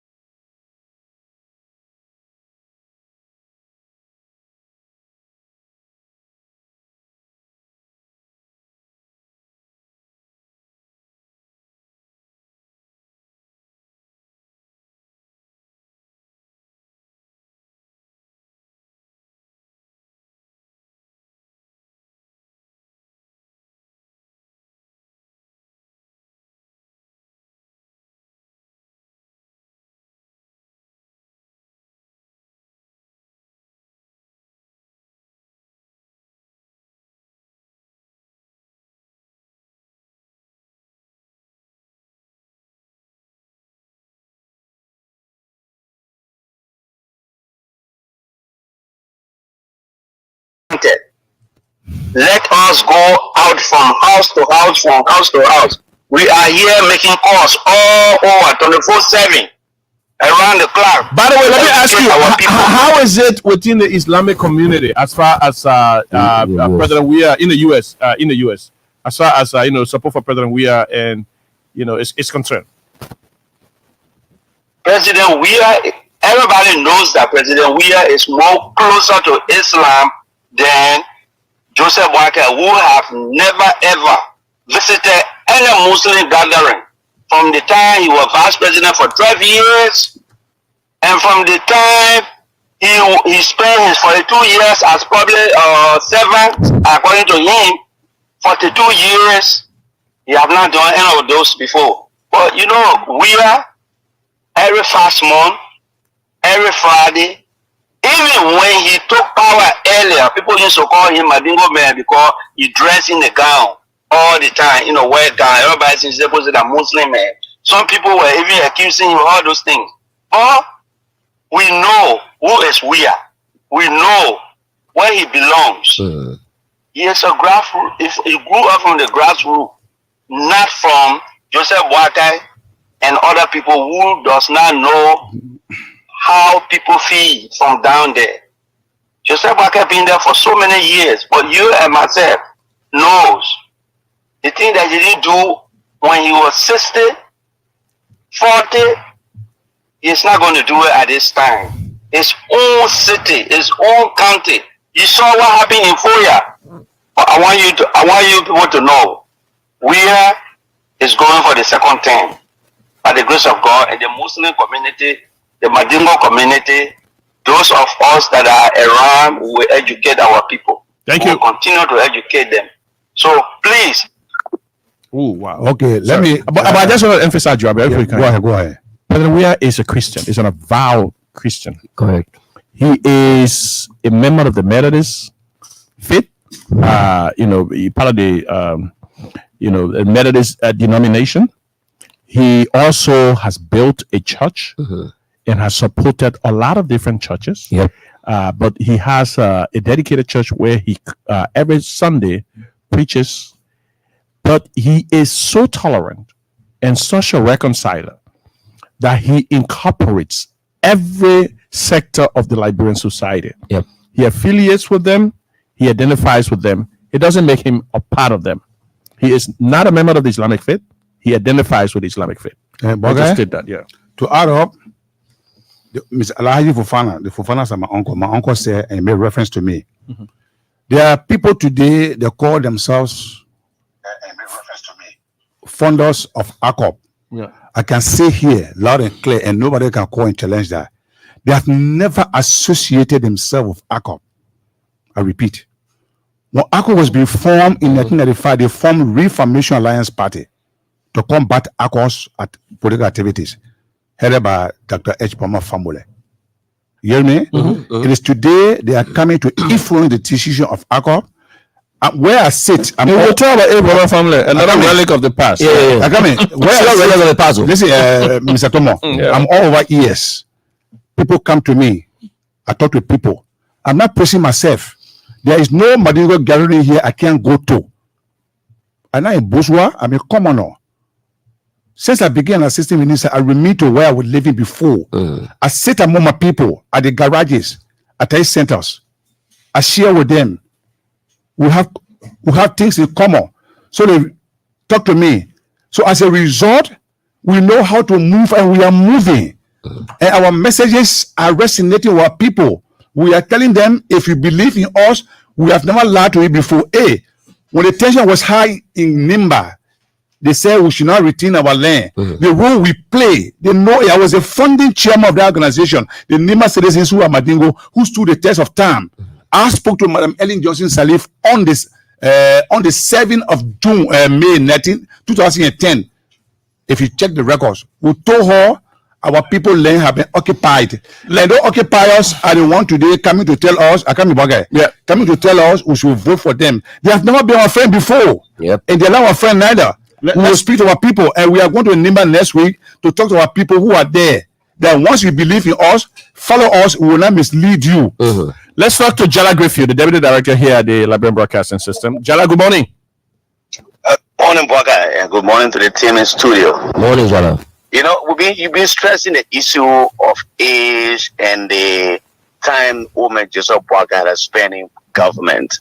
I'm just wondering that a man wanted to be 43 years in government and just been surviving on taxpayers' money. One of those years for the 3 years. You understand? You know, but again, Madam Salif appeared before the United Nations General Assembly just before the election that Joshua won. She knew that she had a vice president who wanted to contest the presidency called Joseph Boakai. But when she told the world party that Liberia was has emerged from a crisis, it was about time for the young people to lead. Yeah. You remember that statement she made that time? Of course, of course. That was a point she was stressing to the world that our generation is fading up. Yeah. Madam Salif and Joseph Walker said to us that they only wanted one term. And after the one term, she and Joseph Walker will retire together. Then after the one term, she felt that there was something that was left behind. She didn't complete. She came back to the Liberian people when she addressed the legislature and asked the Liberian people that we should give her another term for continuation, which the Liberian people granted her, and she automatically became president again. So it tells you the trend of events that took place in this country. So Joseph Parker couldn't be accepted in 2005, 2017. Do you think you can be accepted now when you have grown 6 more years after your age? You understand?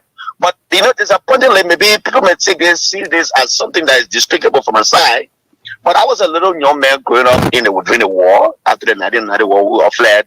Then I came back to Monrovia in 92. But guess what happened? I lived with these fighters. But one thing we should know is that these Muslim brothers of ours were victims of the crisis here. You never called a Fofana name during the war. No. You will not call a Joel Sando's name or call a power name during the war. Because there was a particular tribe or group of people that were being hated by the guys who were the architect of the war. And then when you call that name, you are ostracized or you'll even be killed. But these people that Prince Johnson were the same people who did that to these Simaningo people or the Muslim people. Okay, Jara, thank you so much. Thank you. We got to move on. Sorry. I'm not sure the crafter of this idea expected the level of resistance they are getting. They never expected. No, they never expected. They probably underestimated that this would have just been one endorsement that would have passed. But they didn't see nothing yet. Firstly, it was the vice tenor. Next, it was the youth, the women. It was another major stakeholders who was on this platform last evening. We're beginning to hear that the Imam community going to be coming up to denounce that. We're also going to be on different platforms. Today we heard from a cross section of people within the Islamic community, sort of denouncing this selfish act of ingratitude that were demonstrated by just a few people seeking their selfish political for pecuniary gains. This doesn't represent a broad section of people from that political party, as you're beginning to hear. And it's not just in Liberia. We're also hearing from people within the US. So this is resisted, this is detested by them. They say it doesn't represent the philosophy, the aspiration of the founding father of ACOP, Alhaji Koba. He would never have done this. He must be turning in his grave right now by the action of Lucini Camara. Yeah, so it seems our entire platform today has been overtaken by the Hello. You are in the studio. What's your name, sir? Assistant Minister, very important. Battery Father, I know who's speaking, please. It's a senior member of our community. Your name again, please. This is Battery Father calling from Battery Father. Battery Father and the Battery Father brother. Go ahead. Mr. Sano. Yes. And your friend, you see that to every one of you, thank you very much. Okay. I'm a former Udimo fighter. Okay. Oh, wow. We funded Udimo. Yes. We know how ACO was funded. Yes. Those people that came on that endorsement yesterday, Yes. and for they and their family. Mm-hmm. We know Udimo funded have funded Udimo for Sierra Leone. Mm-hmm. We know the cost for funded Udimo. Mm-hmm. And we know the cost will fund ACO. Mm-hmm. Yeah, that's about ACO. That's about part of the people. We are part of job money we are. Mm-hmm. From time to time, I'm a job money we are, and we carry job we are again for the second time. Mm-hmm. We know what job we have done for we the Madiko and Muslim in this country. Mm-hmm. But I'm talking how I want to cry. Don't cry. What people want to be disgraced to? What they want to be disgraced all in the country? Mm-hmm. I thank you, Mr. Sano. Thank you very much. Thank you. Wow, that's very emotional. Passionate. This is emotional. I know you well. Because Baka, I mean, he's seen what this president has done. Wow. To be grateful about something and you see your leaders that you kind of look up to want to take you away from that. That means an elderly person. Yes, Just I know. imagine it's emotional like that. I mean, it's a shame, to the decision maker at that level of alcohol. Listening, come on. That you in family, right? Yeah, Besides, the person is that you in family. what's going to happen? Let me tell you, what's going to happen is that, let me be fair with you. The division in alcohol right now, if care is not taken, it's going to worsen. In the end, I know President we are. Once he's re-elected president, he's going to make his priority for the sake of he'll reconcile. He'll reconcile them. That's just him. He will not take it out. Because it doesn't make any sense at all. Like Minister Sano says, somebody who fought you for your own land. This Nima we're talking about here. When you hear Prince Johnson talking about Nima County, only Giopo you be talking about. Let's talk so. The people learn the struggle. Today you want to come and claim that you have been with these people. I like the way the entire platform today. I mean, we expect to discuss other issues, but this issue, this is very important. This was topical 2 years. Very important. So it was so important. And I like the way our people called and they made their points. So I mean, for me, we can take 5 more callers. For me, I'm happy. We can take 5 more callers. Yeah, I think call us on 0880-514-096 07 or 0. No, the first number I call. Don't call it. Call this one 0886-561-537. This is it. 0886-561-537 and or 0776-365839. Let me talk to this caller right here. Good morning. Good morning. Good morning. Yeah, but before you talk, let me just announce that I just been informed by somebody that even in Magibi today, ACOP's Magibi branch. Yeah, but hold on now. ACOP's Magibi branch. I should have announced it earlier. Going to be endorsing the president today. You see that? ACOP's Magibi branch. So, and I understand that this is going to be reverberating across the country as a mark of to denounce what Lieutenant Kamara and his group did. So let's talk to this caller. Good morning. Good morning. Yeah, your name, where are you calling from? My name is P. Rupert C. Janawu, the chairman for confident for re-election. Okay. Real victory. I called from Chicotan this morning. Okay. Thank you so much, the studio guests. I appreciate you all, and I give you all the honor. I want to speak to one point that I just been listening to this morning. In Liberia, all have breaking people out to the republic, that we can see them that they have the divisive method, that they have bad mindset to divide Liberia continually, and we have seen them go bringing them out. But one thing I want to speak to this morning, if you can just give me a minute, is the disaster manner that the former VP is using. That of also Senator Johnson is using. I'm from Weedoru, Lower Nima County. Okay. Double sounds to be specific. I'm not hiding myself. I want you to know, even we have make a plan to come to EFBC so we can speak on this. This man God has given us is a leader. This man grandfather, that called Omer Siwon where born his mother, the late mother Anna Wia. This man is a leader. That man led 225 persons from Weedoru came to Tabata and the branch of farm for Omer or John Stutter. The records are there. These people left from Weedoru, they came to Sanikore and built the civil compound. Yet the state, Prince Johnson is saying that Weedoru people, they are attached to Nima County. This thing hurt us. Okay? Okay, thank you. Let's talk to that caller over there. Yeah, sure. Hello?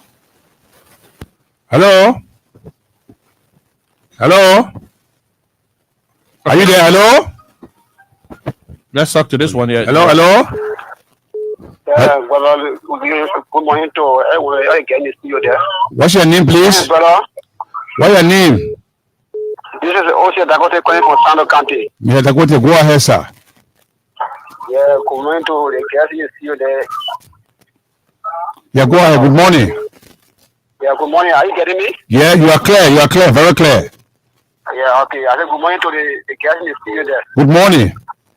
Yeah, I think you guys are doing well for the better Liberia. Okay. Thank you very much. Thank you for the call. Okay, let's talk to this caller. Hello. Hello. Good morning to our many listeners. Good morning to you. What's your name, sir? My name is Ojuku Ogoswa. Ojuku. Go ahead. I want to know you from district number 4, Moserano County. I call to appreciate the VP, the Women League, the Youth League, for joining the CDC. Look, the engine of every political party is the Women League, the Youth League. They are the people who move every political party. So the fact that they have joined the CDC and they are exonerate, the fact that they have joined the CDC, that authenticates the fact that they are about to move to all communities. Not the Senate Bureau. The Senate Bureau always sit there at his home. I mean, let's celebrate that party for many years. You get What's the name? Thank you for your contribution. So I want to say thanks to Akko for joining the CDC. Let us re-elect the president. Thank you so much. Thank you so much. We have an international caller. Let's talk to this caller. Good morning. Good morning. Yeah, your name, where are you calling from? This is Ali Masale, or I'm calling from Maryland, USA. Assalamu alaikum to my brothers in studio there. You found them here. I'm very much proud of my Muslim brothers in Liberia for the step they are taking. You see, we the Muslims, we shouldn't let Joseph Bakai or anybody to bring a divisive politics among us in our country. Because we know, I always tell people, the Unity Party, those people, they are noted to be like, I usually call them the use party. They use you and they dump you along the roadside. We've been in our country for a very long period of time, and there have been no problem between Muslims and Christians and what have you. And we get some of our brothers today, they are all Muslim, and the position they are serving in this government. When last we have such people in Islam serving in such position in Amina, serving in such position in government. We get an Islamic advisor working along with the president. So really, I really acknowledge and I really love what our brothers are doing, and let them continue to do it. And I hope and pray, inshallah, our Senate bearer. Okay. Thank you. And try to see how to put Thank you. everybody together for the sake of peace. Let's take this last caller. Good morning. Good morning. Yeah, your name, where are you calling from? My name is Jim Tano. I'm calling from West Point this time around. I'm from Rehab. I want to say thank you so much, Waka, and to all of your studio panelists. You see, one thing people are not talking about, but it's kind of silent and a judgment. For me, I'm from the transport sector, right? Mm-hmm. People were registering taxi here for around $190. True. Do you know how much it is today? No. $75. That's true. How much 3-time reduction. Really talking. Yep. Wow. All of the Kiamen, ask all the Kiamen. People are paying $50 for a motorbike today. People are paying $25. Yeah. True. Go to transport ministry. If this is a law, check it out. But people are not really talking about this. Is this not an economic benefit to my vast majority of the citizens? It is. Not just taxes down, but people who private vehicle. Vehicle car, Jeep and $350 today. Go and see. 150, 175. Yeah, true. But nobody discussing that. Or everybody say, oh, no economic benefit. Is that economic benefit for the transport sector? Thank you very much. Thank you, brother. Wow. Okay. But because we're failing, Allow me. go do my thing. Allow me.